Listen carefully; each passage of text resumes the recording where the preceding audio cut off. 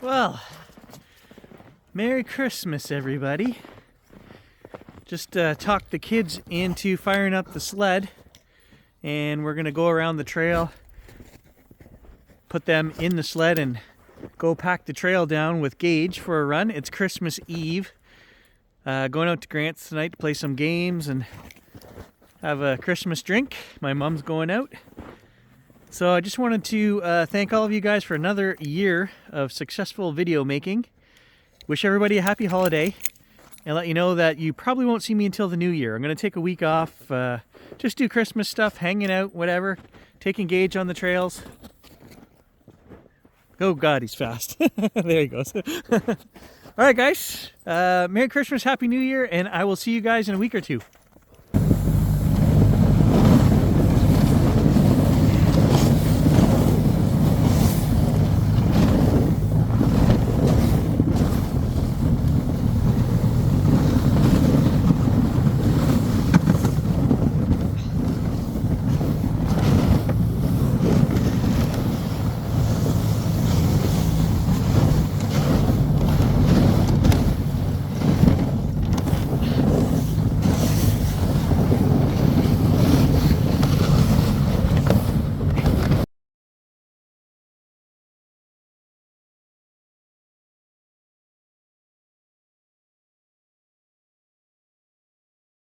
Got to take Kaylee to volleyball, but I'm going to bring both cameras with me, and we're just going to see maybe we can find the snowy owl that's purportedly flying around town somewhere, or some wildlife. I don't know. It's a great winter day, but we've got an hour and a half to kill, so let's go for a drive.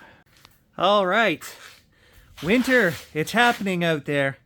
I've got to take Kaylee into volleyball, but we're going to throw the cameras in the truck with me. I've got an hour and a half to kill. There are some places in town that we can drive around and look for wildlife, deer, ducks. The snowy owl is purportedly flying around downtown somewhere. We'll see if we can find him. I don't know. Let's just go for a drive and see if we can get some winter in-town wildlife. Finally wearing my new jacket, my pea coat. Yeah, I haven't worn one of these in years. This is the one I found for 20 bucks in the summer like it was meant to be, so finally getting to wear it. Yeah, gotta love winter. Kind of. We also got the snow machine out. Just need a little bit more snow and we can get back around the trails. It was pretty rough going around the other day. Lots of stumps and logs and roots sticking out, so we were hitting all of that. So I'm waiting for another, 4 to 6 inches would be perfect. All right, so Kaylee is off to her workout in volleyball. Chances of actually finding wildlife are probably pretty slim. Might find some ducks or some deer or something, you never know. I'll give you guys an update on the metal detecting front as well. I just had a really good chat with Kyle before I left the house. I've been researching for the last month and a half, and I have 11 spots for Voyageur that I want to check out.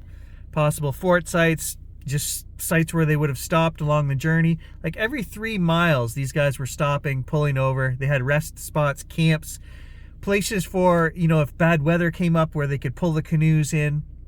And I really feel that if we get the boots on the ground in these right places, it's treacherous. I know the bugs can be so bad. It's swamp. It's terrible walking, but I feel we know the routes, the waterways that they use. And if we just get on the ground and each time we go out, if we can do even a mile section, that will take a full day. It can take more than that to do a mile in the bush, but you're not consistently, swinging every inch of that. You're just 100 yards here. One guy's doing here, one guy's doing there. You're zigzagging back and forth. It can be done. We can find these spots. It just takes a lot of boots on the ground. So Kyle and I are going to hopefully, form this partnership. He loves hiking. His nickname is the Iron Hiker from online. He does more hiking and camping and stuff like that. But last year he bought my metal detector and he is absolutely hooked. Him and I got out a few times and he was out another, 20 times on his own. He is hooked. Him and I are going to be hooking up hard next summer. Oh, that sounded bad. Kyle and I will be getting out and working our asses off to get you guys some Voyageur treasure. Let's put it that way. Okay, so this place here, if there's open water, there's usually ducks and geese, and the deer like to hang out down here as well. But the deer like to hide up here in this brush. There's another herd on this end of town, probably close to 20 deer, and they live right in town. I also need to get down here and talk to this old guy. I forget his name. Gerald and I met him. He lives right in the house that I'm passing right now. He was out working and he was telling us all kinds of stories about his family owning the property right here. And there was a fishing resort here in the 50s on that waterway. And they don't own it anymore, but he's like, don't worry about it. If they give you a hard time, the new landowners, you just tell them I sent you and gave you my permission. He's like my grandpa. He's one of those old school guys that, you know, if the boys are going to go down there and metal detect, they're not causing any harm. You just let them go, even though it's not his property anymore. And I was like, okay, yeah, but I know better. So there's the waterway and the lake behind us, and that property that the old fellow's talking about is just behind my left shoulder.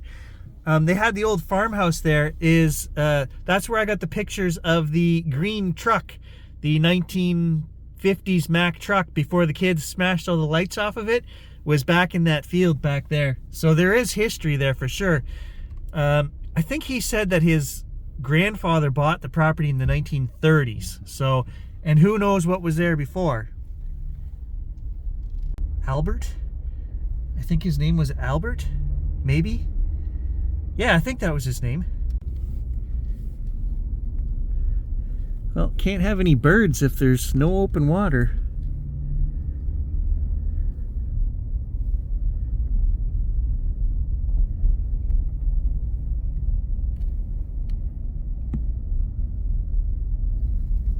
There's one little patch. And it's not even open. I can see there's ice on that as well.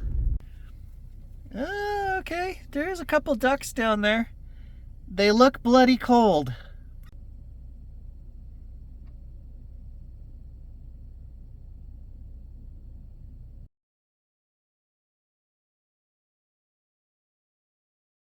Haha. Just coming around that little lake I was telling you guys about. I look out there, there's some diehards out there. You want to see some Canadiana already? Check this out.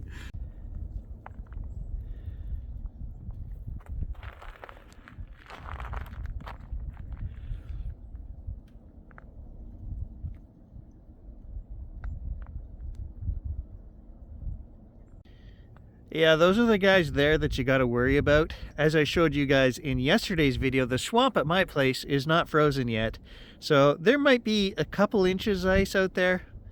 I don't know. I wouldn't say more than 3 inches. And they're really pushing their luck going out this time of year. There's always a few diehards, right? Just because there's ice in one spot doesn't mean that it's entirely across the water like that. You'll get a creek that runs through the middle, and it can just have, you know, just the tiniest bit of ice with snow covering on it. So it's very dangerous. There's a reason why there's only two groups of them out there right now. They're the diehards. If you look at that ice right there, guys, you can see the spots where it's just so sketchy looking. Those gray spots.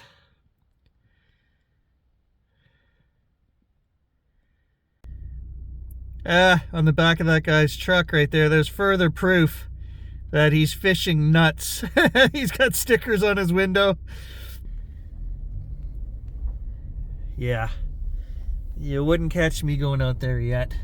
Usually my rule is January, and usually the way things have been the last few years with the weather up here and the global warming, sometimes not even until the end of January.